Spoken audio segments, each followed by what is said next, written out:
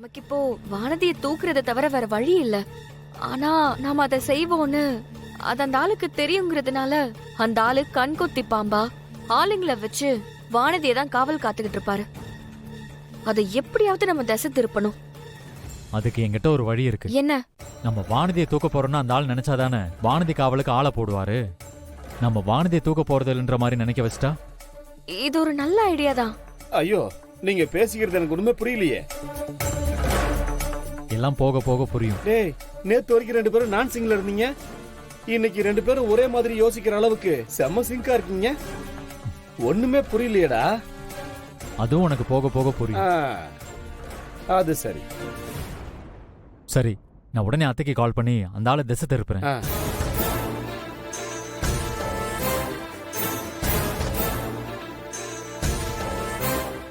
சொல்லு கரிகாலா.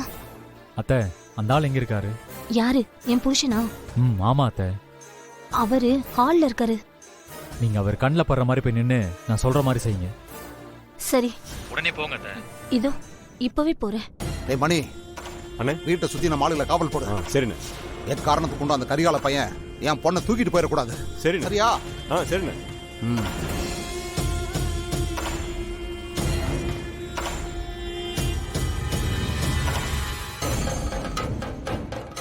கரிகாலா, நீ சொன்ன மாதிரி வந்து நின்னுட்டேன்பா. அவர் உங்களை பாக்குறாரா? இல்லையே.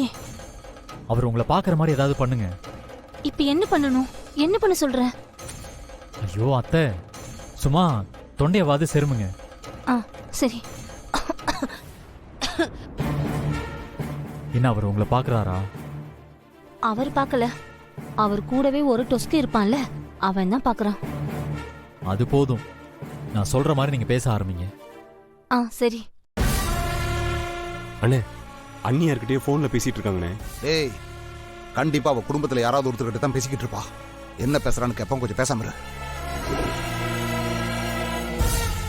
அவர் இப்போ என்ன பாத்துக்கிட்டு இருக்காரு.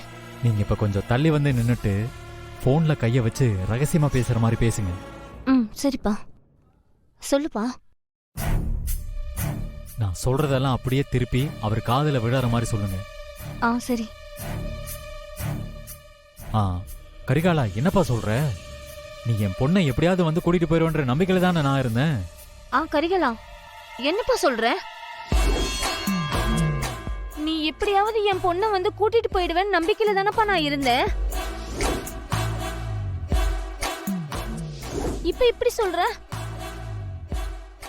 அப்ப வானதியை கூட்டிட்டு போக நீ வரலையா?